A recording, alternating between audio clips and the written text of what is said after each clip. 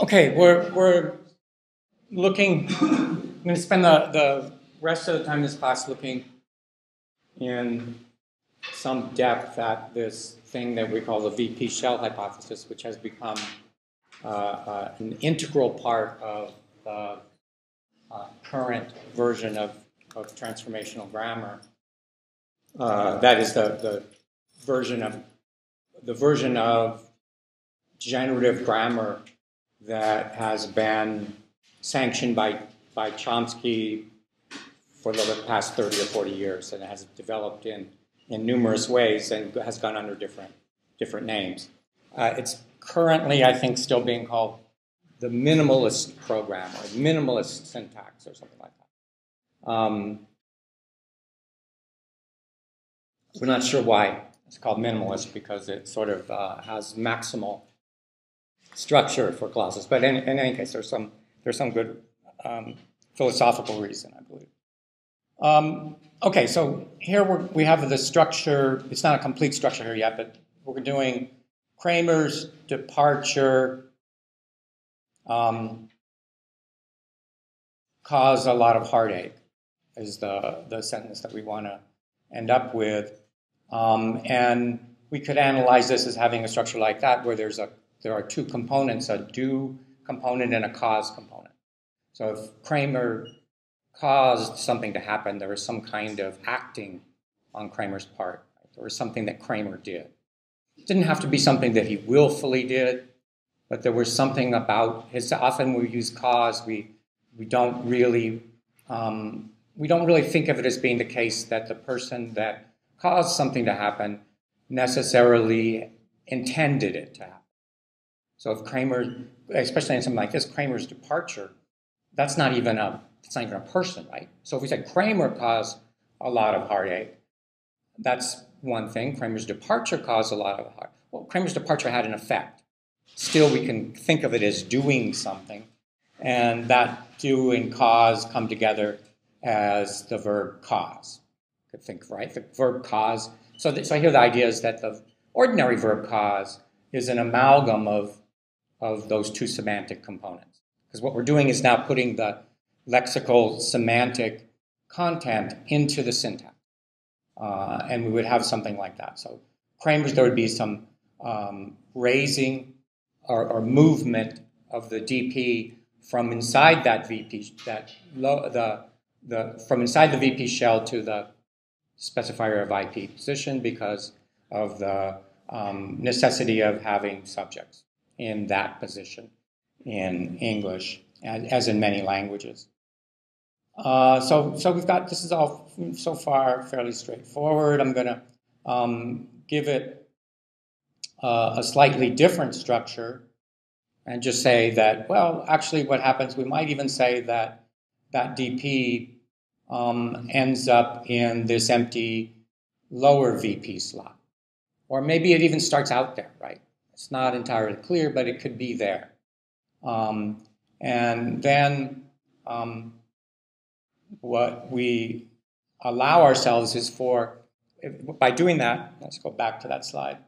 By doing this, essentially, what we're giving ourselves is a representation in which it's starting to make more sense that we say that a lot of heartache is, although it's not the complement of caused here, of the amalgam caused, right, of that verb, the surface structure verb. It's not a complement of it. It's a syntactic argument. And so this now becomes a completely normal part of the theory, that your syntactic arguments can be not necessarily your sister, not necessarily your complement. They can be in this kind of specifier of your complement slot. That's going to become just a really completely ordinary thing. Okay, so let's take another one. We have Kramer leaving caused Elaine to have problems. So we're going to take it a little bit further and unravel the semantic and syntactic structure of these kinds of things, right? So we have the Elaine. We can have this, right? Kramer leaving caused Elaine to have problems. That's a possibility, right? So we have here Elaine to have problems is the right. We have a regular sort of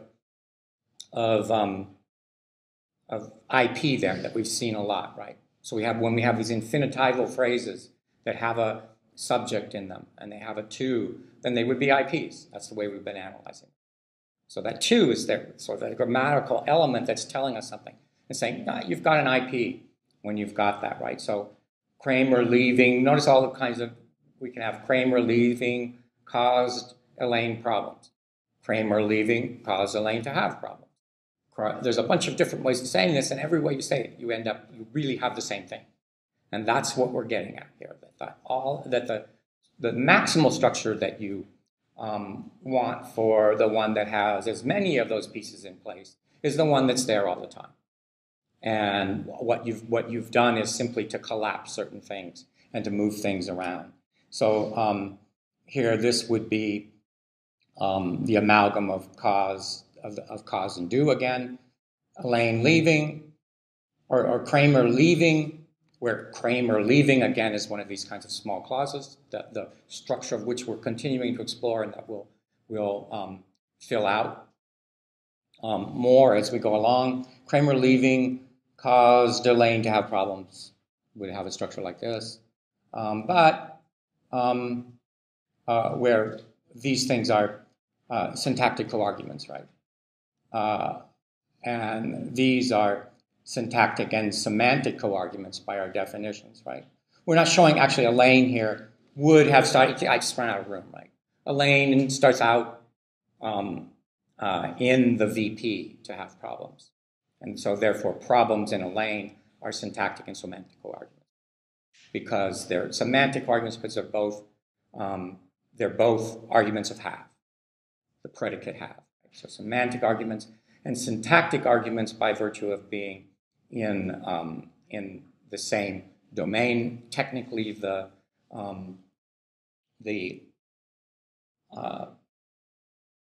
Elaine starts out as the subject of have, right, in the specifier VP position. And we've also got these being defined, Kramer leaving, and Elaine being defined as syntactic co-arguments by virtue of caused being an amalgam of do cause, and having started out in the slot where now we're just showing the cause, right? So that's just one verb, do cause, and that just one verb has Elaine as a syntactic argument, because Elaine is, right? Elaine is in the specifier position of a complement of that thing. That we've been defining that for a while now. And in order to get co-argument binding theory to work, we have those two things be syntactic complements. Unravel it all, put them back in their trace places, and undo it. You have all of this is in mind when the sentence is used. This structure is not exactly, you're not really making the calculation, but your knowledge of all this is all playing itself out every time you calculate the meaning of such a sentence. Okay, so Kramer, in this kind of case then too, Kramer caused Elaine to have problems. Again, those would be syntactic co-arguments, Elaine had problems, and problems would be syntactic and semantic co-arguments. And then we can make sense out of some of the things that happen with anaphora here. Now, because of one of the constraints here is that you can't really test Elaine, and for that lower co-argument domain, for Elaine to have problems, you can't really straightforwardly test it by just putting in a reflexive or pronominal or pronoun, a reflexive anaphora or pronoun in the slot of problems, because that's just semantically anomalous, right? Elaine to have herself, Elaine to have her. Both of those are just weird, right? You could probably set up some scenario where it could make sense, and then you would expect to see herself. But we actually have other kinds of binding sensitive or of other kinds of reflexive and pronominal things that are sensitive to structure. So when you have another way of doing this is to use something like her own or his own. Her own and his own have the same kind of constraints as reflexive. They go, though, in special slots where reflexive and pronoun things don't go. So this would be the way of getting a possessive interpretation, right? So we mean her problems or his problems. But if we put the own on there, right, then we force it to be bound within a local domain. And so that's what we get, right? Kramer caused Elaine to have problems of his own. It's just stupid, right? Kramer caused Elaine to have problems of her own is fine, right? So we can tease out what these, sometimes with other things like that. Kramer caused Elaine to have trouble with herself would be okay. It's kind of a little bit weird to probably say this, right? But not with, and with him, that's okay. Caused Elaine to have trouble with him. Kramer caused Elaine to have trouble with himself is, what did I put there? Kramer caused Elaine to have trouble with himself. It's bad, right? Kramer caused Elaine to have trouble with her. Bad as well, right? These are bad because of the, here we've got ordinary reflexive pronouns, and we add another component to that lower slot that allows a reflexive or that allows things to show up there, and it works the way it should in terms of co-argument binding. So trouble with herself with Elaine, because trouble in this case with herself must be an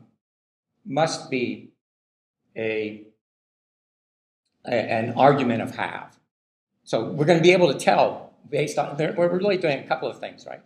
We're able to tell what the syntactic structure is, but also what the argument structure is. So have can have with himself as an argument, forcing it to be the case that if you have a thing like that, the reflexive has to have as its governor, or its binder. What has to bind it is some kind of co-argument that precedes it.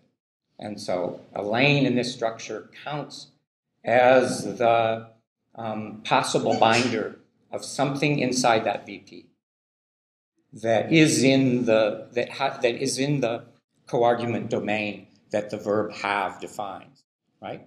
So all of those things we can see, we can read off of this, and the structure all makes some sense, right? Kramer, and we look with other kinds of things. Kramer caused Elaine to hate, if we just put an ordinary verb there, right? Rather than this other more common. Kramer caused Elaine to hate himself is bad, okay with him. Kramer caused Elaine to hate herself, fine, bad with her, right? So everything about the structure makes sense. Okay.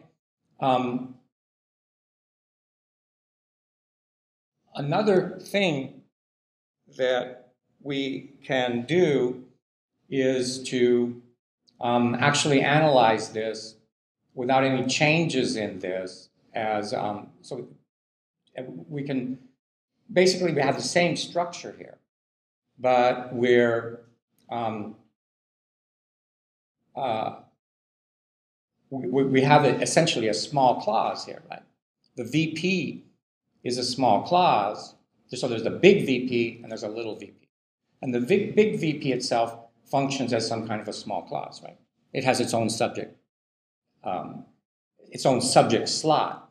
And we can actually then show this, we can kind of change the structure a little bit here and show Elaine to have undergone raising to object. So it's moving up. So here this structure has Elaine moving out of that IP into this other subject slot. So this other specifier slot of that VP. And then that makes it be more like the object of cause. So this is technically now an instantiation of the idea that verbs like this allow, that this is a kind of verb that allows raising to object. So caused, as being the amalgam of do and cause, this surface structure cause, is a verb that has, that basically projects this entire structure. This entire shell with the two levels of VP is all being created by that simple verb cause. And it has something that is its syntactic object in that slot where Elaine is now sitting.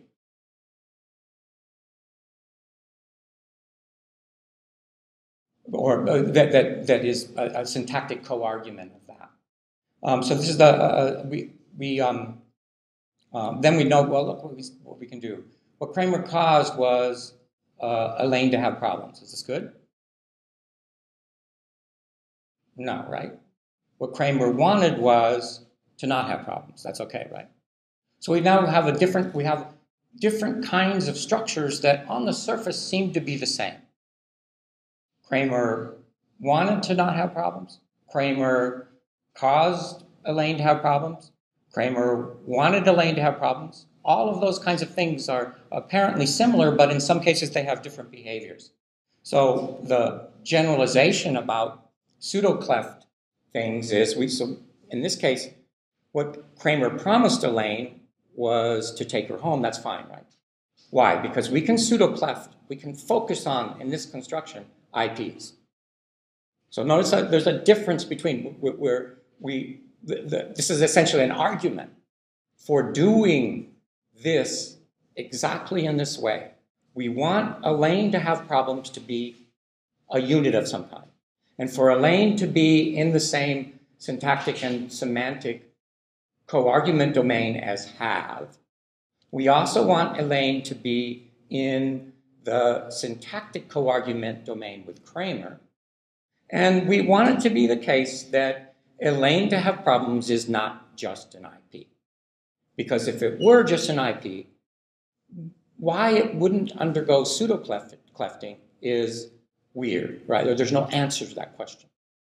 Because IPs in general can undergo pseudo-clefting. So now by having all of this, so we've done a bunch of things, right? And all of the pieces go together. We're splitting up verbs into their meaning components. And we're having those meaning components have their own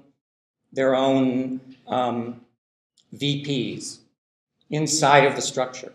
And that's giving us more structural options. And it's allowing us to do different kinds of things. And what you would say, technically what you would say, why is it that Elaine raises up to that position? You would say that Elaine needs to check its case with something that it is a syntactic co-argument of.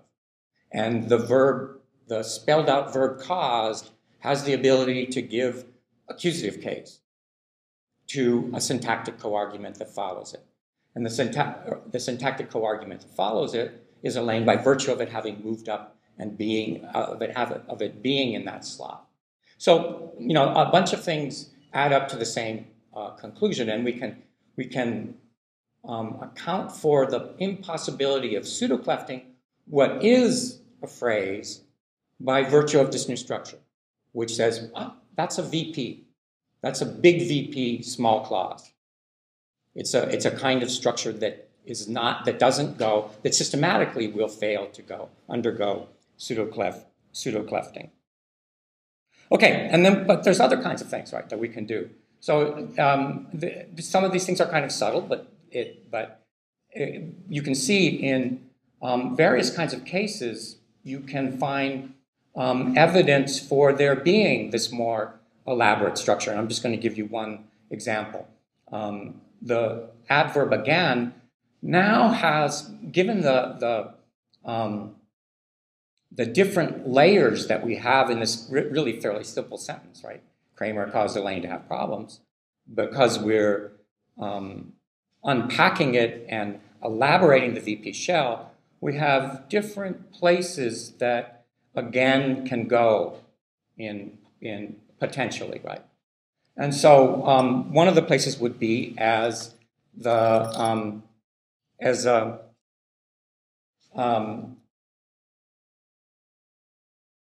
if we assume that, and I think it makes some sense, it may not actually ultimately work, but in general it seems to be the case that adverbs can adjoin anywhere inside any kind of VP. So usually at least on the right, sometimes on both sides. But in this case, because if it adjoins on the right anywhere, it's going to be at the end of the sentence, right? So now notice that once we have this sort of elaborate shell, and we have a system in which adverbs can adjoin inside a big VP or inside a little VP, then we have different places that they can go. And if they go in different places, they might have different meanings, is the idea. So we can, actually there are two, it's subtle, but there are two different readings that you can get for this, right? Kramer caused Elaine to have problems again. You probably put different stress on it, right? You put a different amount of emphasis on it. But that would be meaning that, again, causing Elaine to have problems, Kramer did, right? And we would be getting that by virtue of, again, having scope over do. The doing part of this happened again, as did everything else. So the reading would be Elaine has problems at time T1, which is the time of speaking, and had problems at some time before that as well, because again, is going to give you some kind of more than one scenario, right? And Kramer did something to cause this at T1, and did something to cause this at T2 as well. So Elaine had problems before, Kramer caused them. Elaine has problems now, Kramer caused those too, would be the meaning. Right? But it's also possible to get, so that follows from the assumption that the adverbs have scope over different parts of the meaning structure. And they have scope over the things in their C command domain. So the C command domain now includes the do, of which Kramer is an argument, and over all of the rest. It has scope over the entire thing. But there's something else that we call the restorative reading, where the situation is that, and here we can represent this by having scope over Elaine having problems. So Kramer does something such that Elaine has problems again. Is another potential reading of this, is all we're saying. And you, if you wanted to tease them apart, you would have to use a different structure because it's just ambiguous in this one. So this is what we would call the restorative reading. And it would be Elaine has problems at time T1 now, time of speaking, and had problems at some time before.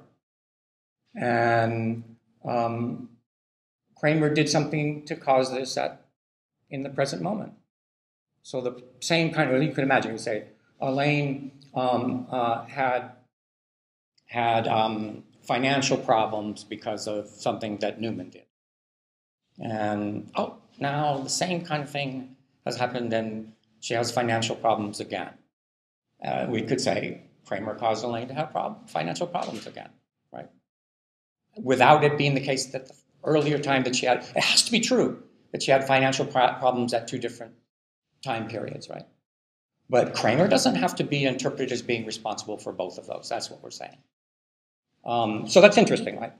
And it will become more interesting when we look at even more compact sentences that nevertheless we're going to claim have similar structure. Okay, so we can have Kramer leaving caused Elaine. Well, what are we going to have here? I'm going to give you something else here. Do cause Elaine have problems? This has the same meaning as Kramer's leaving caused Elaine to have problems, right? That is, well, what is the verb? I have to have a verb in here, right? We have a DP small clause.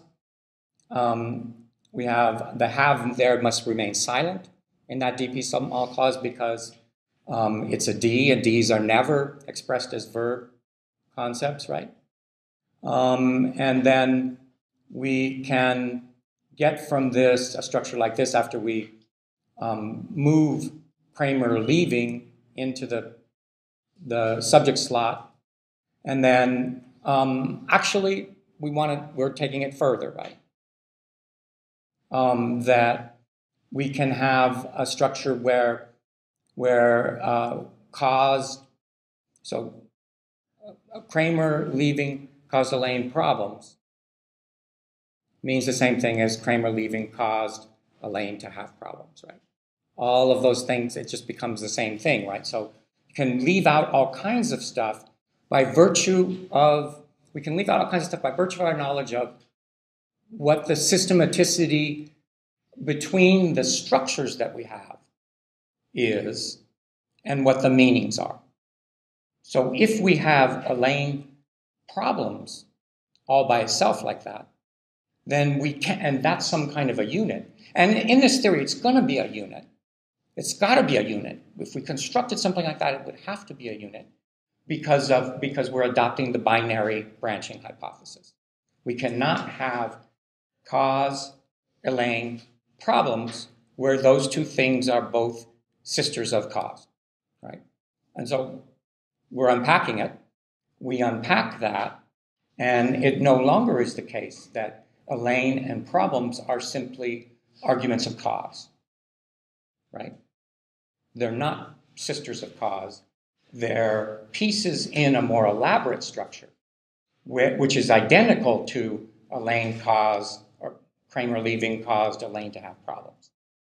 The same exact meaning, the same exact structure minus the actual overt have, and the to. The to, if we chose to use that, would force the have to show up in order to get the same meaning. But this is a schema that we have, a syntactic schema, partly forced by the nature of the theory of phrase structure. Binary branching only. Arguments appear in certain slots, got to be complement, or at least at the initial level, complement of the predicate or specifier of the predicate, right? All of that stuff. Then things can move around only in certain ways.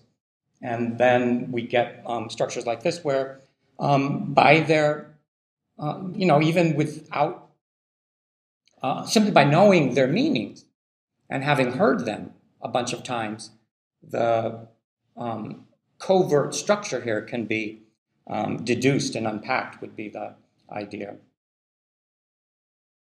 And then we can get raising out of that in the same way that we could with to have. And so Elaine becomes even more of an argument of cause, a syntactic object of cause, right? So here we go. Just like that, it's like a within the small clause we have another small clause. We have a VP, big VP small clause, and instead of a IP clause there, we put another kind of small clause. But small clauses behave just like clauses for the most part. They define syntactic co-argument domains. They have operations just like inside of other clauses where you have verbs or other pieces moving around where they can, where you have DPs moving up in the structure when they can or need to or whatever, right? And so here Elaine can again do raising to object within the, out of that DP small clause structure to get into that other slot. So Kramer caused Elaine problems. Kramer caused Elaine problems. Seems like it's what, right? Notice what we did. We just have three things here. Kramer, a verb, or four things, right? Kramer caused Elaine and problems. And it looks like just a straightforward sentence where you've got a subject, a verb, and two complements, right? But when you unpack it, it's got a much more elaborate structure. And part of what we're doing in order for it to have that more elaborate structure is giving it its full meaning. Kramer did something because of this. Elaine has problems. Kramer caused Elaine problems. Paraphrases of each other. Okay, so then again, these are syntactic co-arguments. Those are syntactic and semantic co-arguments, right? Because they're both arguments of have problems, right? Elaine has problems that's something that's true. And Kramer did something such that that's true is all part of the meaning of this simple sentence. Okay, so VP small clause again, containing a DP small clause. What Kramer caused was Elaine problems. Is this good? No. Why is it no good? So even though, right, so we're actually having our cake and eating it too, right, here all over the place, right? We're saying, well, we got to have binary branching. Well, that's going to make us have to analyze things like Kramer caused Elaine problems, where there appears to be two DPs next to each other. They can't be that way. They cannot be. So we have to do some stuff in order to get them in. We start doing, well, let's see what's natural. We have Elaine and problems being some kind of small clause. If they were a small clause, what would the meaning be? And the meaning would be have problems. Elaine have problems. So we have it be that way. And then we just let everything else operate the way it does. Elaine moves out of the small clause into raises to object of the little v. Raising to object of the little v is the normal thing to do if you're an object. Now, in this new scenario, that's going to be, for whatever reason, you have to make up a story. There's nothing really that's going to force that. You make up some story about, well, that's the verb that like I did, right? It has a case, and because really, think about it, you're going to ultimately end up with some kind of problem because problems is a DP and should have to get case, right? Where is it getting case from? And you're going to have to let it get case from being with have, right? So you could have just said the same thing, right? I'm just pointing out that there are stories like that that people tell about why these things happen, but a lot of times we have to just recognize it's just bullshit. And sometimes you just have to make up stuff. And you just do all of the calculations and you'll see that. But be that as it may, if we do have a structure like this, and for whatever reason that's the way it's done systematically, then we can account for, we're going to actually be able to account for why some kinds of these small clauses can do things like undergo pseudoclefting and behave like standard constituents, and other kinds don't. This one doesn't. What Kramer caused was Elaine problems. Absolutely stupid. And then you're going, well, if that's a small clause, you should be able to do that. Yeah, if it's a certain kind of small clause, but this now with this structure is a big VP small clause. And our working hypothesis that seems to be viable is that big VP small clauses don't undergo pseudoclefting and don't do some of the other things that would make it seem, or that would give evidence for it being a constituent. So we're operating without really any of the classic evidence for constituency here when we do this.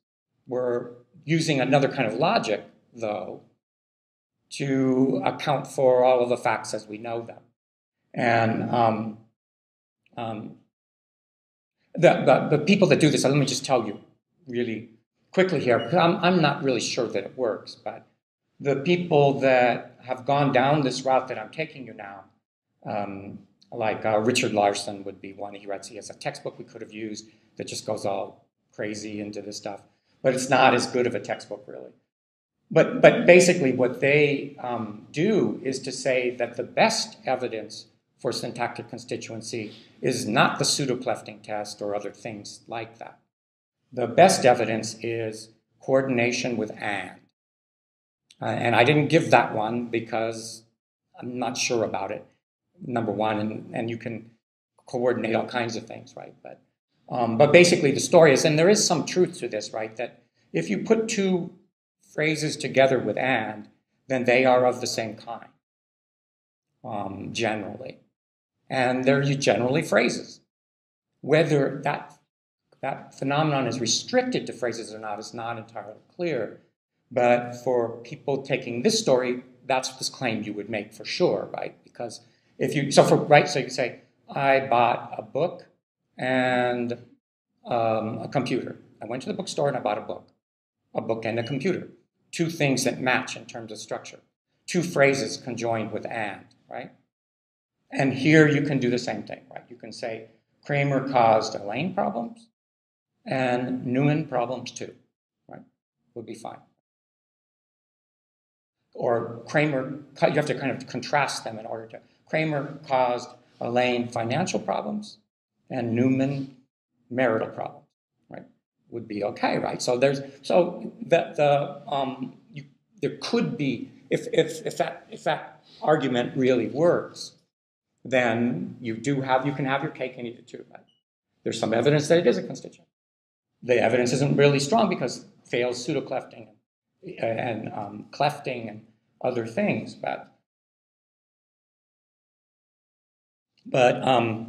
and we have a reason for it all, right? That we have to do this if we want the syntactic structure to actually contain everything. The word order got it right. The phrase, how the phrases go together, and the meaning all there, or at least mostly all there. Okay. So Kramer caused Elaine problems of her own. Kramer caused Elaine problems of her own. That's okay, right? It would be, we wouldn't say his own, right? Again, so we notice we have the same set of facts, basically. Kramer caused Elaine trouble for herself, for himself. Trouble for herself, right? Not for himself, right? Why? Because it's the same thing as Kramer caused Elaine to have problems. Everything about it is the same.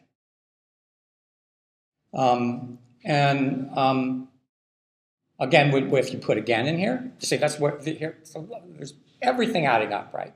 If you put again in here, then you get the same ambiguity that you get when you have the two have problems, right? Kramer caused Elaine problems again. Kramer caused Elaine problems again, where it's got the where we have that scope. Then it's got this meaning, right? That he caused her to have problems before, and he caused that to happen again. But you can also get the other meaning. Although you probably, it might be kind of subtle here, but you can get the meaning that caused Elaine problems again. He didn't cause them before. She had financial problems. He caused Elaine financial problems again. That means that she's got them again for sure. She had them some other time. Maybe Kramer caused them, maybe he didn't the first time. Maybe it was Newman. But you could steal it because it's the key thing here is that under either reading, Kramer's causing there to be problems now, and she had problems before. Okay, so it's interesting, right, that you don't get that kind of Well, I mean, sort of obviously with verbs that don't have, that you're going to want to claim do not have any sort of elaborate structure like that. So Kramer saw Elaine again, where we wouldn't want to say there's a complex VP shell. So it's not every verb, right? It's going to be verbs. This kind of thing is going to happen with verbs that have within them, within their meanings, things that can be decomposed as things like do and cause. Kramer did something. Because of that, something happened. Or because of that, someone had something, right? All of that could be part of the meanings of the structures. But here with likes, and especially with, have doesn't, a reason to believe that have can be decomposed itself, right? We're saying have can be silent in lots of places in the clause because it's active in the meaning all over the place, in the meanings, the internal meanings of verbs. But it itself cannot be decomposed. Come up with some, Elaine, Kramer has a friend. Well, Kramer did something then, and because of that, it doesn't make any sense, right? Have is a primitive notion that, in fact, is arguably a universal primitive notion that has an instantiation, not only silent instantiations like this, but has instantiations in all languages of the world as some kind of simple morpheme. Generally, I mean, I don't think you would rule out the possibility that have would sometimes be a compound of some kind, but I don't even know of any such cases. Okay, so the scope of, again, is only the whole thing, right? And so there is no, what would it be? If Kramer saw Elaine again, then all you can compute from that is that there was a time before when Kramer saw Elaine. Nothing about Elaine's internal activities or anything, right, is there to compute over, right? Because it's not part of the clause structure. So the only possible reading is the repetitive one.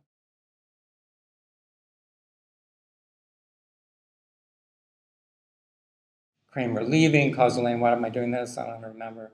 But this is the structure that we would have now for this. The causee, or the cause is an amalgam of do and cause, right? Technically due to verb raising. So that's going to be that's what we're doing. We're back to where it's really sort of amazing, right? In a different way.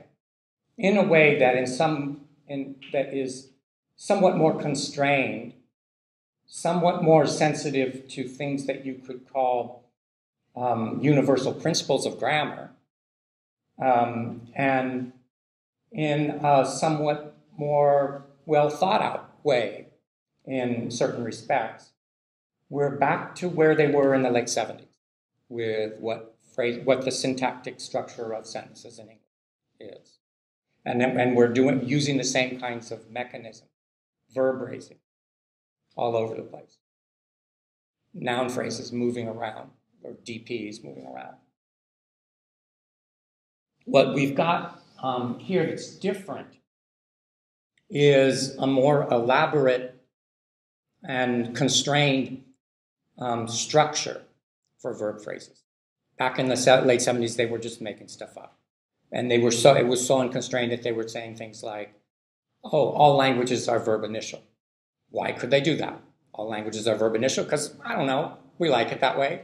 And it's simpler that way. And we can move anything around anywhere we want to go from the underlying structure with all of the meaning to the surface structure. Do whatever you want was the sort of. But here, there's really a fairly small set of things that you can do. The basic idea, put into the clause structure, the elements of meaning involving things like do, cause, be, become, maybe, go. Some range of those things are, whenever they're present in the meaning, are displayed in the syntactic structure. Pretty simple move. And they're displayed in a way that behaves all of the principles that we've otherwise already established with some degree of certainty some degree of plausibility. It's a better word, like that arguments go in certain structures only. And we're limiting ourselves to what we can do by having binary branching only and all of that kind of stuff.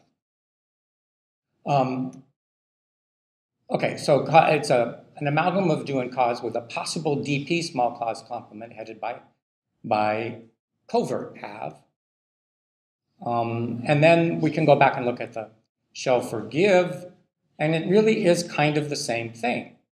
Kramer caused Elaine a lot of headache doesn't really mean anything much different than, right? Because we've got exactly the same semantic structure. Kramer leaving caused Elaine a lot of headache. Kramer leaving gave Elaine a lot of heartache. Do they mean anything different? Not really, right? But the difference is simply a different choice of verbs for cause and do. Again, give has a DP small cause complement headed by have, and it's an amalgam of the difference here. Really, the only difference is that this give is actually an amalgam of all three of these things: do, cause, and have. So you get the meaning is not really different, but you get a slightly different set of things by virtue of what we could say is this D have raises up to the verb cause, because that verb cause is actually not the verb cause, it's something else, right? And as it does that, you would probably do all kinds of technically some other stuff going on here in terms of the syntactic representation that I'm abstracting away from. But you could say that the combination of cause and have, those two elements, into a compound in the syntax forces it to be for that D to change into a V, and then you get more verb raising all the way up to give. And we get, it's the same kind of Kramer leaving gave Elaine a lot of heartache again is ambiguous, right? We can have both the repetitive reading and right? Because but we might expect it to be triply ambiguous, right? I don't know if you can tease those things apart, yeah. I'm having a lot of trouble getting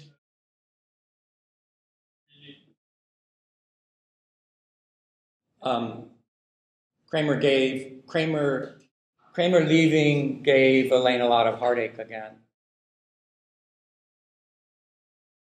Oh, I think you don't get it you only get it if Kramer is, right? So Kramer gave Elaine a lot of heartache again would be ambiguous, right? Maybe Kramer leaving wouldn't be, right? Is that what you're saying? Well, it's that when you have the DP is DP. Oh, yeah. You thought that you can get both readings more easily with. The DP. Yeah, that's probably true. The argument again with the attachment.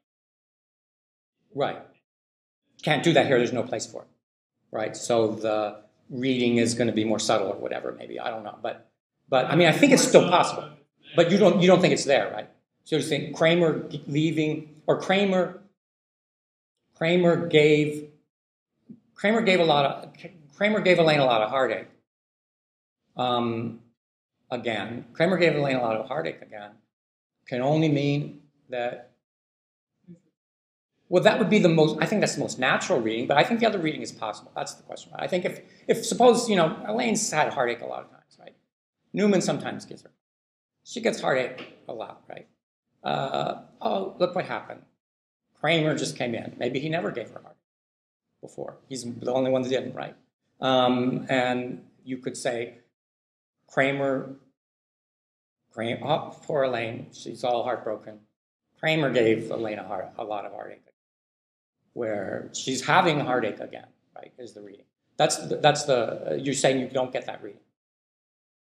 Okay.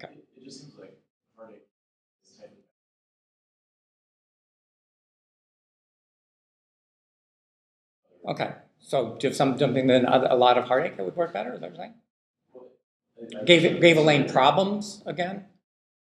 Yeah, I sort of agree. Sort of.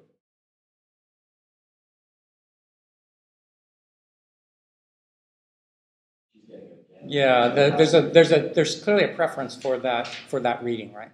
For the one where Kramer's the repetitive reading is no, not the repetitive one, right? What do we call the other one? Restorative. Oh, the repetitive one is more natural. Yeah, okay, but okay. Okay, now let's go to another kind of structure word that's even kind of more surprising in ways. So want turns out to be a verb that that has, for which there's evidence of actually lots of internal structure, in spite of the fact that it appears to be no different. So this is what's kind of amazing, right?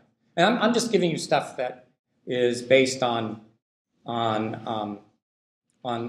arguments in the literature for this. And this actually, the case with want goes back a long ways, but was recently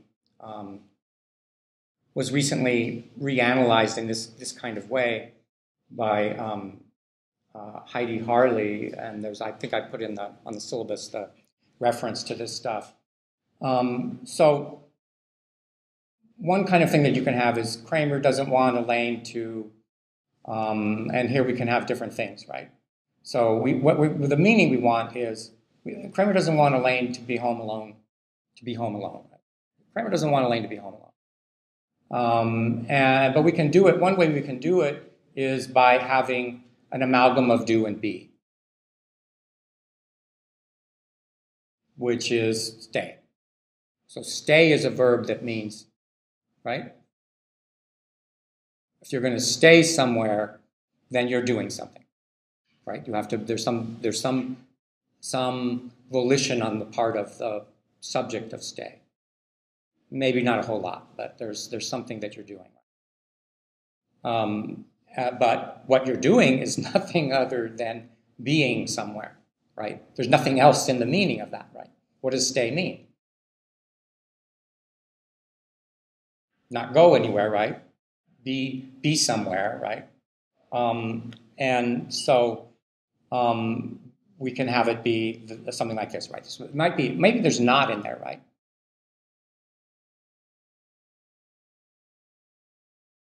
Be somewhere and not be somewhere else, right? Maybe, but you wouldn't want to probably draw that tree. And then, so we have here the evidence. We're going to look at some different kinds of evidence. So if we look at evidence from quantifier float, Kramer doesn't want all the kids to stay home alone. Kramer doesn't want the kids to all stay home alone. It's fine, right?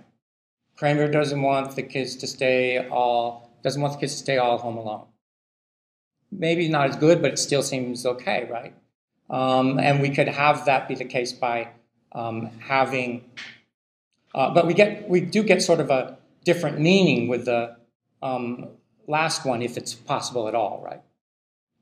If it's possible at all, it has a different meaning. You have to kind of force it to get it there to be there at all. So we account for that by that being pro, right? Because pro is not something, it didn't, here in this case, the kids didn't start out there. It simply is controlling a pro in the subject slot of the VP. So the same kinds of things that we've looked at in structures with to appear to be happening in structures without any to, in these small clause kinds of things. So that's this is the message that the small clauses can have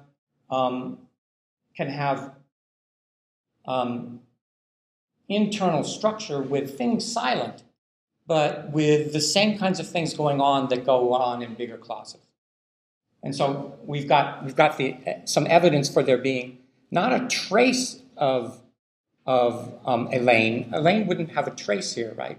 She would have that would be a pro that would be there, and Elaine would be the underlying subject of stay. Okay, so we've got stay being an amalgam of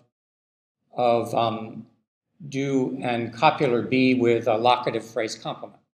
It needs a locative phrase complement. The be raises to do and becomes a stay, right? And then you get so we've got verb raising going on in lots of places, but it's constrained by certain principles. So structures even from verbs, stay can be unpacked, want can be unpacked. When you unpack them, you get structures that are complex and that have some covert stuff, but all of the things obey a certain set of small principles. So verb raising is tightly constrained by the head movement principle. So this is a principle that goes back to the 80s in this theory, and that has been appealed to for lots and lots of different phenomena. And basically what the principle is that you can raise only in head-by-head fashion. If I'm going to move to the next head up. If the next head up is occupied by some element, then I adjoin to it. And once that adjunction has happened, then I create myself, like a verb can move up, adjoin to another verb. Those two verbs can move up to a higher slot. And that's constrained by this general principle, and by principles of language-specific principles about what kinds of things allow compounding, for example. And we'll come back next time and look at where English does this, where you do compound certain things. And so it's not just, here's the key thing. Here we're working with things that we can only say are covert, parts of the meaning, do and be. But that's not, it doesn't, the actual theory that motivated the head movement principle was based on overt compounding, where pieces from the syntax join together and you can see it sort of happening, where the two pieces go together. So, and there's another principle here that's going to say if meaning pieces are going to amalgamate to form a particular lexical verb, that verb is going to be in the highest V node in a VP shell is the one that will be occupied. So it's not, you've got to move up as much as you can. You've got to occupy that node. The one that we see with the overt verb is the one that's going to be always occupied. There are cases where the other nodes could be occupied, but you would never leave stay down in one of the lower nodes in one of these kinds of scenarios. Okay, so that's so what? So notice where want is. It's in the highest possible VP node that it can be in. Either a little v or a big V, whatever it is, you've got to be there.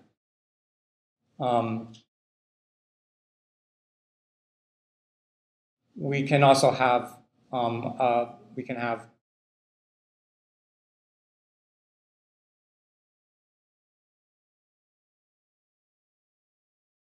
VP, we can have a DP small clause here, right? In which case, notice what the structure would be, right? No, so we've got a DP small clause here would be with a ing verb.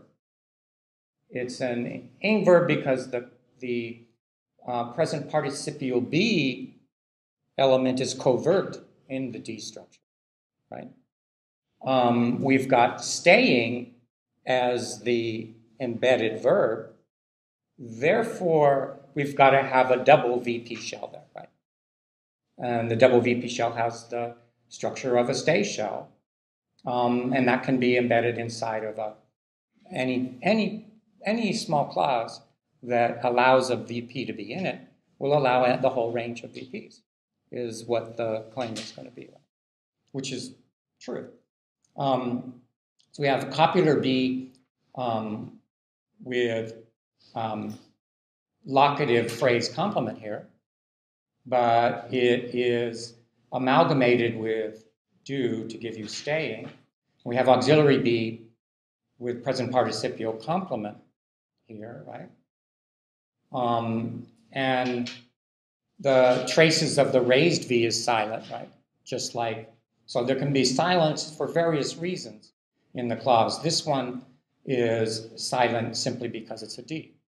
So different principles will yield the different cases of silence, right? If you wanted it to not be silent, you would then you would find a different structure in order to force it out.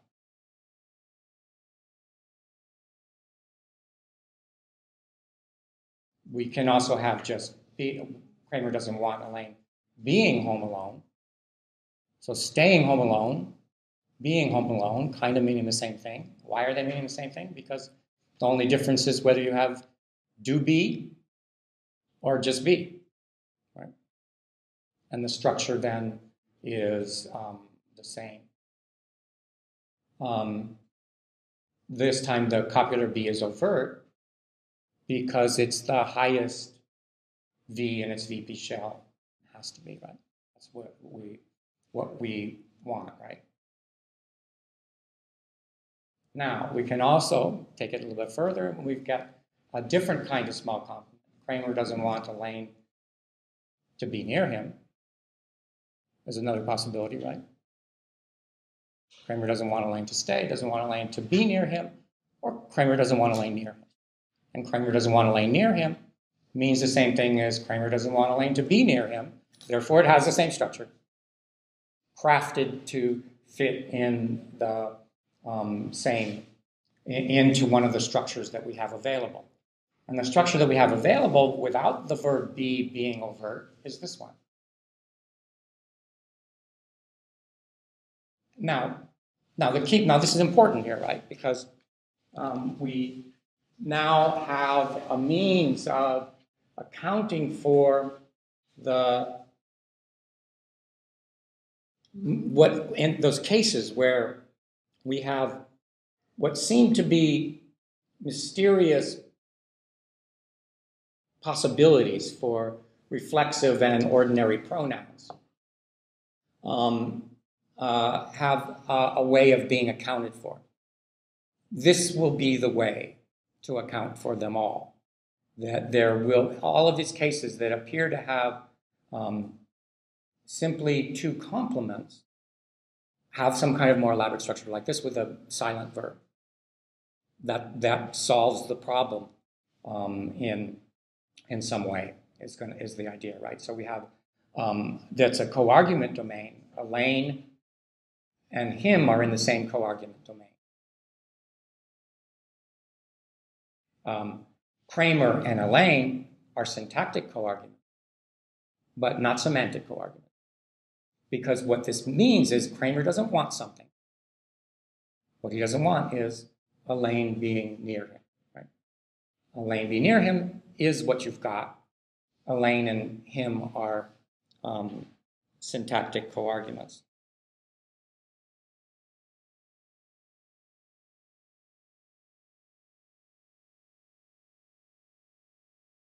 Okay, so in the treatment of these things, people do different things. If you look across the literature and you hear them talk about small clauses, what the heck is a small clause? Everything's a small clause now, basically. And what is not a small clause are things of, for most people, things of category IP. But some people do small clauses like this way. And you could see that would work as well, right? Couldn't we do it this way? We'll say, well, let's call it IP. And let's say that the I is the verb be, right? That's a theoretical possibility. Some people do it like that. Another way that I've seen this done is like this. Because if you think about it, what you've got is you know what you want. You want to have you want to have a structure like this. You want to have some kind of little clausal complement, right? A small clause of some kind.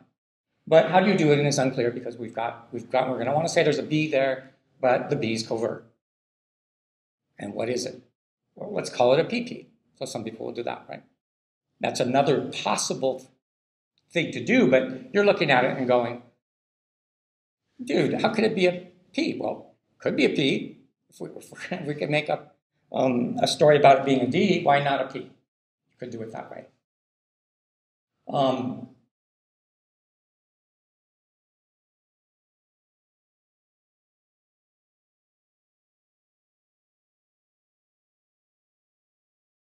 So we got, so the DP story for these things was adopted because that I've been using, and it's been used to account for these things being in DP slots in the structure mostly. Okay, so we've got,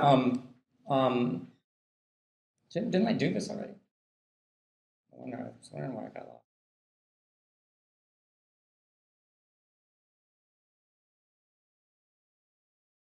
I did all this, right? Maybe I didn't.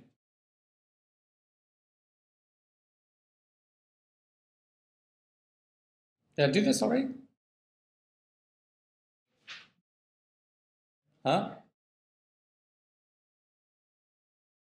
Kramer wants Elaine home alone again. And we got this, that wants Elaine near him. All right, okay. We can also have things like be home alone, right? Kramer wants Elaine to be home alone. Kramer wants Elaine staying home alone. Kramer wants Elaine home alone, right? So I haven't done this structure. Kramer wants Elaine home alone again. Ambiguous, right? Because it's ambiguous over whether, this one is sort of more clear, I think, than the other ones, right? Because this can mean quite clearly either Kramer's wanting this again, right? Or Kramer just wants the situation where Elaine is home alone again. Right? So you get the repetitive reading is one possibility, but we have another place down here. Actually, in this case, we've got just within the PP, you should be able to get an adjunct as well, right? And actually, it's what you were saying, right? The strength of that other reading is correlated to some extent to the ability to have the adjunct within closer to the lower thing, right? Yeah. So you get the ambiguity for this again. So wants Elaine home alone has this B in it, right? Is part of the story, and we get the scope of again is this smaller domain where Elaine. So maybe I didn't. The key thing here was before was.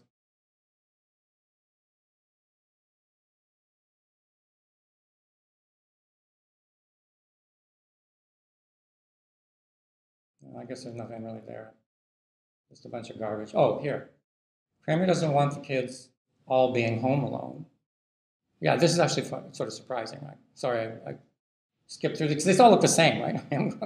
Well, because they are, right? That's the interesting thing, right? They are and they aren't, right? It's important. There are things about all of these structures, and because we're saying they all mean the same thing, right?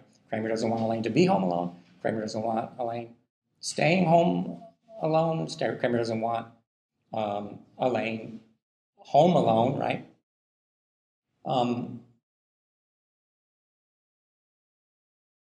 Kramer doesn't want the kids being all home alone. Doesn't want the kids being all home alone. Seems okay, right? So that's why we have raising going on there. Kramer doesn't want Elaine. How about with this one?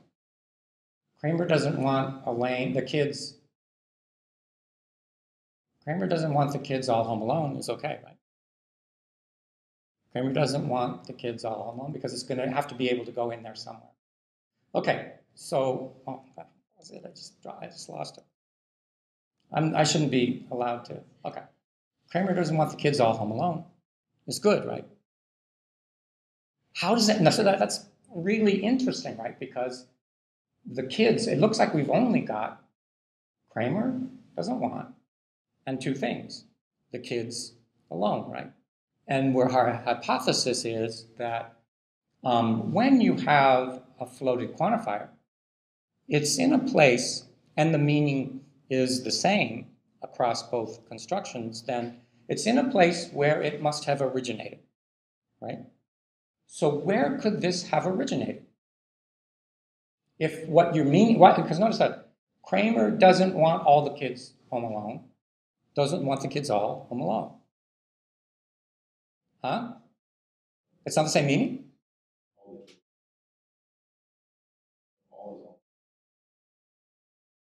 The kids, it doesn't want the kids all home alone, where it's meaning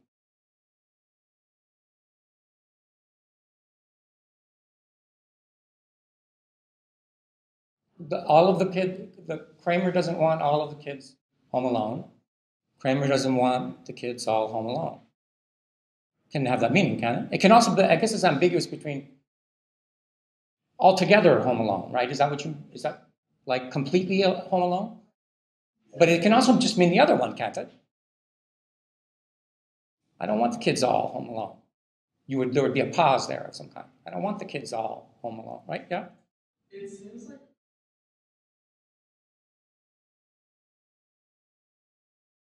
Well, yeah, but the pronoun use is going to be the quantifier use, right? I mean, it's the same. The question is whether it's less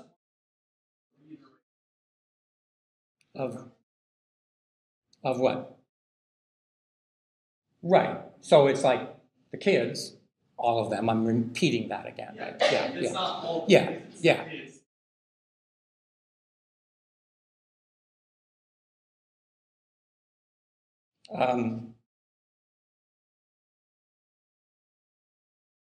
Yeah. You could say, or doesn't want. Well, no, but me all home alone doesn't want us. All, I don't want to be. All doesn't. So you're thinking of this as all going with alone, right? Or all alone? All is modified. Completely. Yeah, no, I know. There's a possible reading where it means completely, right? And I'm saying that even though that's true, it would be weird to have completely here, right? Because you would say, doesn't want her totally home alone, or, right? You wouldn't use all, that would be your first choice. And I'm saying that the all is possible with the other reading. But the stuff is subtle, right? This is stuff that people haven't really completely fit. But if this is true, then we would have a tracer. And we would have it, no, notice though, that we would have then, this is interesting, right? Because then we would have the kids starting out as the subject of a PP, right? As opposed to being something else. All right. We did this already, right?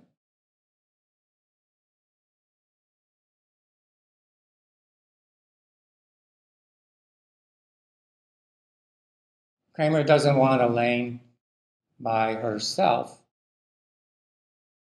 Kramer doesn't want Elaine by herself. We can say that, right? If we do it like this, then, and it means Elaine be by herself, right? Kramer doesn't want Elaine being by herself. Kramer doesn't want Elaine by herself. And here you could see this in a more kind of natural context, right? This is from a novel by Stephen King, where he's using the structure. I don't want him by himself. I want him together with someone else. I want them as a couple. So that's the meaning we want here, right? So Kramer doesn't want Elaine by herself. Notice that to be alone is what we're meaning, right? To be without someone else. So Kramer doesn't, notice what the meaning of this is then. Kramer doesn't want Elaine to be by herself. Kramer doesn't want Elaine by herself. But the key thing here is that what do we get there? We can't get her. Kramer doesn't want Elaine by her is absolutely horrible, right? And we predict that by so all of the things, in order to get a story for this, we have to have all of the structure that we're saying. It has to be the case that there's a small clause, and that small clause defines a co-argument domain. And Elaine and the GP, the object of by, right? Here's what I said, right? Where we get these kinds of binding facts, reflexive versus pronoun, there is probably some kind of small clause there. And that's what's going to give us the account that we. And so Kramer doesn't want Elaine by him would be okay, right? Meaning next to him, you'd have to have that meaning. Kramer doesn't want Elaine by himself, absolutely impossible, right? Because that's not a possible reading because of binding theory. But the binding theory that we elaborated in terms of coargument domains can only make sense to account for these kinds of structures if we have it be the case that there are small clauses in structures like this, that there are these kinds of little structures where you get it being, because you're getting the same facts that you would get in a clause.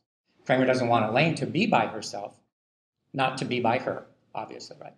Kramer doesn't want Elaine to be by himself, bad. Kramer doesn't want Elaine to be by him, fine. Same set of facts, makes sense. Once we recognize, once we see that we've made the right move, maybe, in going ahead and inserting these parts of the meaning, the covert parts of the meaning that are there. And then covert parts of the meaning in structures that are motivated, the same kind of structures that you find everywhere else, then things start to make a lot more sense, right?